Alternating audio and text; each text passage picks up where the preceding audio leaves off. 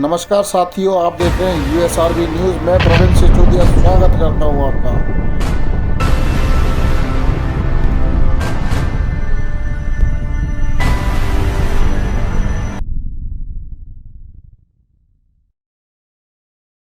नमस्कार, आप देख रहे हैं यूएसआरबी न्यूज़। मैं प्रवीण सिसोदिया स्वागत करता हूं आप सभी का।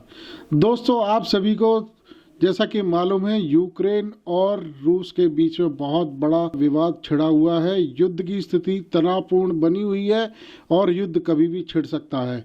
ऐसे में भारतीय छात्रों के लिए एडवाइजरी जारी कर दी गई है और भारतीय लोगों के लिए जो वहां पर रह रहे हैं उनके लिए एडवाइजरी जारी कर दी गई है। तो क्या नाम है आपकी बेटी का? मेरी बेटी का नाम रुखसारा परवीन है। आपका क्या नाम है?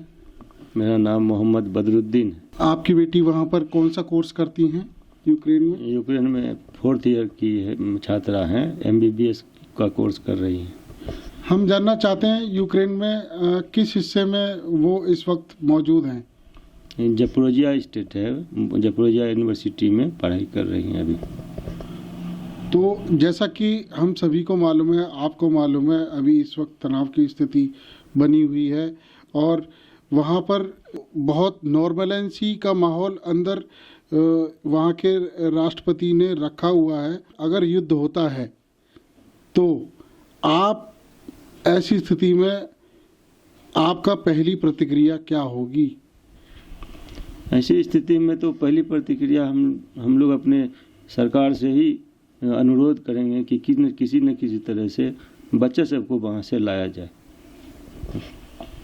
ऐसे में हम ये भी पूछना चाहेंगे कि हमने देखा है कि जो फेयर्स हैं वहाँ के, जो वहाँ के किराए हैं, वो काफ़ी ज़्यादा बढ़ा दिए गए हैं। हमने काफ़ी और लोगों से भी बात करी है वहाँ पर, और जो उड़ानें हैं वहाँ पर, इंटरनेशनल डोमेस्टिक उड़ानें हैं और वहाँ पर रेलवे के फेयर्स हैं, उनमें काफ़ी ज़्यादा बढ़ोतरी कर दी गई है।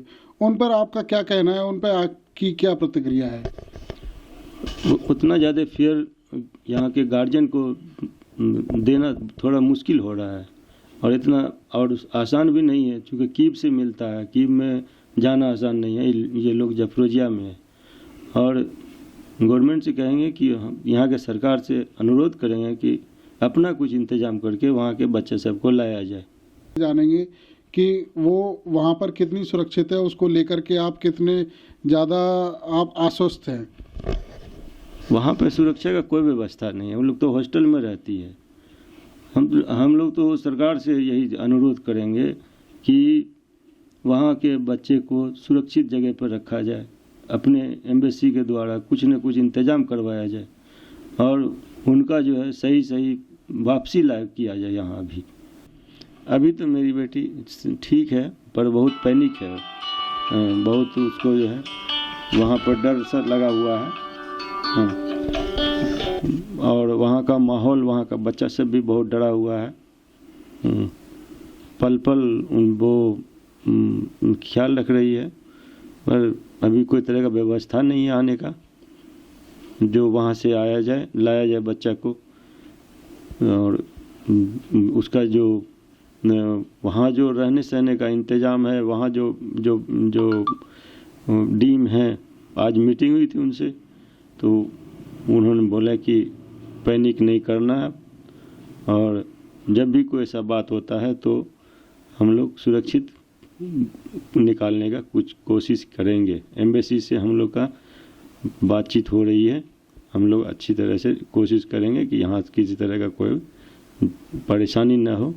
लेकिन युद्ध तो युद्ध होता है, परेशानी तो होगी। अगर युद्ध हो गया तो कौन किसको देखेगा, कहाँ से देखेगा? बच्चा सब है, हॉस्टल में रहता है, किसी तरह का सुरक्षा नहीं है, तो हर एक माँ बाप को पैनिक है। हर माँ बाप परेशान है कि कहाँ हम जो है, कैसे बच्चा मेरा सुरक्षित रहेगा, कैसे हम बच्चा को सेफ रखें, कैसे मेरा बच्चा वापस आ जाए वहाँ से ऐसी स्थिति में।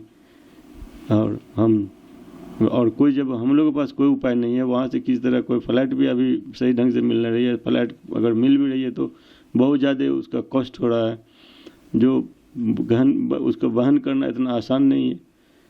और तो हम लोग यही सरकार से, अपने भारत सरकार से अनुरोध करेंगे कि अपने बच्चे को लाया जाए वहाँ से, इंडियन बच्चा सबको सुरक्षित अपने कोई इंतजाम करके, कोई प्लेन से, अपने प्लेन से लाया जाए, इंडियन प्लेन से बच्चा सबको यहाँ इंडिया, ताकि बच्चा सब सुरक्षित रहे। बच्चा जो है वहाँ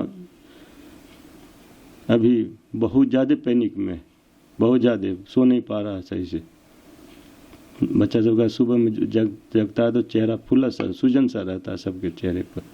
बहुत परेशान है इंटरनली बच्चा सब जी।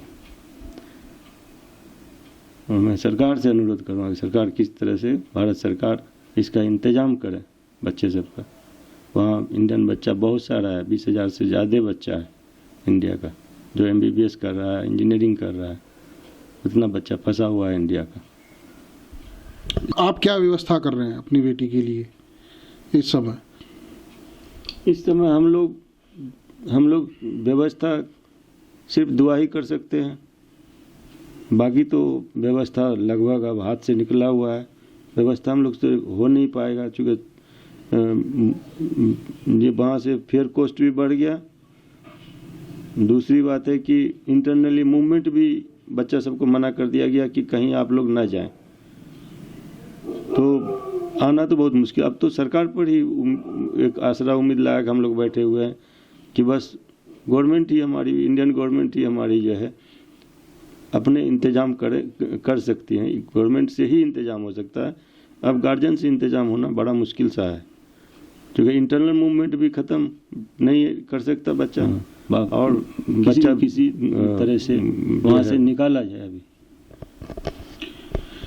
हम बेटी की माताजी से पूछना चाहेंगे कि उनके हृदय में आखिर उनकी बेटी के लिए इस वक्त क्या चल रहा है, और वो आखिर अपनी बेटी से क्या कहना चाहेंगी इस वक्त, और अगर ये युद्ध होता है तो ऐसी स्थिति में वो अपनी बेटी को क्या मैसेज देना चाहेंगी कि वो किस तरीके से अपना ख्याल रखें? मुझे बहुत फिक्र हो रही है अपनी बेटी के लिए, तो मैं अपनी बेटी के लिए बहुत चिंतित हूँ, और मैं अपनी बेटी को ये कहना चाह रही हूँ कि वो सुरक्षित जगह पर रहे, और अगर वहाँ से आने का कोई इंतज़ाम हो कर रहे हैं एम्बेसी या इंडिया सरकार, तो जल्दी से जल्दी वापस आ जाए।